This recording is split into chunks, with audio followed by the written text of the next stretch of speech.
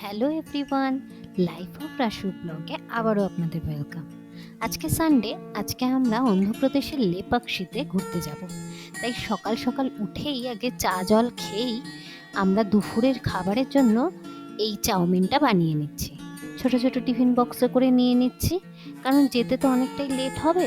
তাই 4টে ছোট টিফিন বক্সে নিয়ে নিলাম, আর একটা বড় সাথে একটা টিফিন বক্সও রেখে দিচ্ছি, যাতে এক্সট্রা কারোর যদি লাগে নিয়ে যাওয়া যাবে। তাহলে এখনই একটু খেয়ে নিই এই ভাত, ডাল, আলু সিদ্ধ আর গরম গরম মাছ ভাজা। চলুন তাড়াতাড়ি রেডি হয়ে এবার তাড়াতাড়ি রওনা দিতে হবে, কারণ এমনিতে একটু লেট করে বেরোচ্ছি। এদিকে আমার হাজব্যান্ডও রেডি, তাহলে বেরিয়ে পড়া যাক। আজকে যে টেম্পলটায় যাচ্ছি সেটার বিশেষত্ব হলো, যখন রাবণ সীতাকে হরণ করে নিয়ে যাচ্ছিল, জটায়ু তখন বাধা দেয়। সেই বাধা দেওয়াতে রাবণ সেই জটায়ুর ডানা কেটে দেয়। সেখানে রাম যখন এসে পৌঁছায়, সেইখানে সেই মন্দিরটা তৈরি হয়েছিল। দেখেছেন? আবার সেই এই এক মিটিং, সানডে তবুও ছুটি নেই। যাই হোক, ছোট্ট একটা কাজ তো করতেই হবে, তাই গাড়িতেই ও মিটিংটা সেরে নিল। এই গল্প করতে করতে চলে এসছি। ওই যে পাখিটা দেখতে পাচ্ছেন, ওটা জটায়ুর থিমে করা। ওইটাই প্রথম যাব ভেবেছিলাম, কিন্তু এখন দেখছি আগে টেম্পলটাই ঘুরে নিই। অনেক গাড়ি চলে এসছে, সানডে তো প্রচুর ভিড়। হাঁটা শুরু করেছি এখান থেকে আর একটুখানি, তারপরেই ওই মেন মন্দিরটা চলে আসবে। এই সেই গেট, এই গেট দিয়ে ঢুকতে হবে মন্দিরে।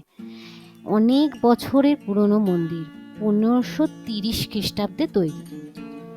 তো আমরা এখানে দেখতে পাচ্ছি যে প্রথমেই সেটা হচ্ছে, ওখানে ঘন্টা বা প্রদীপ কিছু একটা দেওয়া হয়, জানি না। তাও এই জায়গাটা কি সুন্দর লাগছে, কত বছর আগের পুরনো সেই মন্দির। আর বড় বড় পিলারে সে, মানে এত সুন্দর লাগছে দেখতে। এই ঢুকলাম ভেতরটায়, ভেতরে গিয়ে দেখছি প্রচুর পিলার, আর পিলারের অনেক আঁকা, মানে ওই ধরুন রাম, রাবণ, তারপরে অনেক রকম দেবতা দেবীদের সব মূর্তিগুলো আঁকা রয়েছে। কারুকার্যটাও খুব সুন্দর। উপরটা দেখেছেন কি সুন্দর। সব থেকে আশ্চর্য হচ্ছে, এটা অন্ধ্রপ্রদেশের আন্ডারে, কিন্তু এত গরম। এই মন্দিরের ভেতরে ঢুকলে ভীষণ ঠান্ডা আর এত শান্তি লাগছে। জানেনই তো অন্ধ্রপ্রদেশে কিরকম গরম। আর এখানে ঢুকেই এই জায়গাটা থেকে এই আরেকটু গেলেই আর সেই ক্যামেরা বলুন আর ফোনই বলুন কিছুই অ্যালাউ নয়, তাই আর ভেতরটা তুলতেই পারলাম না। একটু ঘুরে আসি, তারপরে আবার বাইরেটা আপনাদের সাথে দেখাবো। আস্তে আস্তে দেখছি উপরের সব কারুকার্যগুলো। তখনকার দিনে তো কোনো মেশিন ছিল না, হাত দিয়েই সমস্ত কাজ করেছিল যারাই করেছিল। এত সুন্দর ড্রয়িংগুলো, সে মানে মন জুড়িয়ে যাচ্ছে দেখে। আর সমস্ত পিলারগুলোর ওপরই এই মন্দিরটা, মানে একদম দাঁড় করানো যাকে বলে। তো এই পিলারগুলো দেখতে দেখতে এখানে একটা আশ্চর্য জিনিসও আছে, ওইটা আপনাদের সাথে শেয়ার না করে থাকতেই পারছি না। এখানে এই পিলারগুলোর মধ্যে সব পিলার তো একই রকম দেখতে, কিন্তু একটা মাত্র পিলার আছে যেটি ওপরে টাচ আছে, কিন্তু মাটির সাথে কিন্তু কোনো টাচ নেই। এখানে সব পিলারে মাটির সাথে টাচ আছে, একটাই মাত্র পিলার আছে যেটা মাটির সাথে টাচ নেই। তো এই করতে করতে আমরা সেই পিলারটার কাছে এসে দাঁড়িয়েছি এখন। দেখতে পাচ্ছেন এখানে সবাই এই পিলারটার সামনে অবাক হয়ে দেখছে। কি অদ্ভুত না, যে সব পিলার মাটির সাথে টাচ, শুধু একটাই পিলার যেটা মাটির সাথে কোনো টাচই নেই। আর যার জন্য এখানে অনেকেই এসে রুমাল বা ওই বড় বড় ওড়না টাইপের জিনিস দিয়ে এক প্রান্ত থেকে আরেক প্রান্ত টেনে বার করছে, দেখছে যে এটা কিভাবে, কি সুন্দর অপূর্ব, যে এক জায়গা থেকে আরেক জায়গায় কি সুন্দর ওড়নাটা বেরিয়ে যাচ্ছে।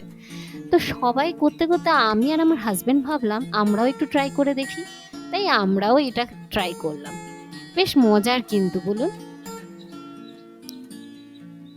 এখন বাইরের দিকটা চলে এসেছি, এবার বাইরের দিকটা একটু ঘুরে ঘুরে দেখছি যে কিরকম কি বানিয়েছে, কিরকম মন্দির। আরও শিবের টেম্পল ছিল আশেপাশে, সেগুলোও ঘুরলাম। এই যে এখানেও একটা শিব রাখা আছে। এই চারিপাশটা ঘুরতে ঘুরতে একটা অদ্ভুত জিনিস, যে এখানে যখন রাম সীতাকে পাওয়ার খোঁজে এসছিলেন, তখন জটায়ুর সাথে তার দেখা। জটায়ু বলেছিলেন রাবণ সীতাকে হরণ করে নিয়ে গেছিল। তো সেখানে রামের যে পা, মানে পাদুকা বলে, সেইটার চিহ্ন আমরা ওখানে দেখতে পাই। তো এখানে আমরা সবাই প্রণাম করছি, কিন্তু অদ্ভুত যে এত বড় পা মানুষের হতে পারে। অবশ্য রাম তো দেবতাই ছিলেন। তখনকার দিনের মানুষের হাইটটাও অনেকটা বেশি ছিল, যার জন্য তার পায়ের ছাপটাও বেশি বড় হবে। তো আমরা আস্তে আস্তে এবার মন্দির থেকে বেরিয়ে যাব। এরপরে আমরা যাব জটায়ুর থিম পার্কে।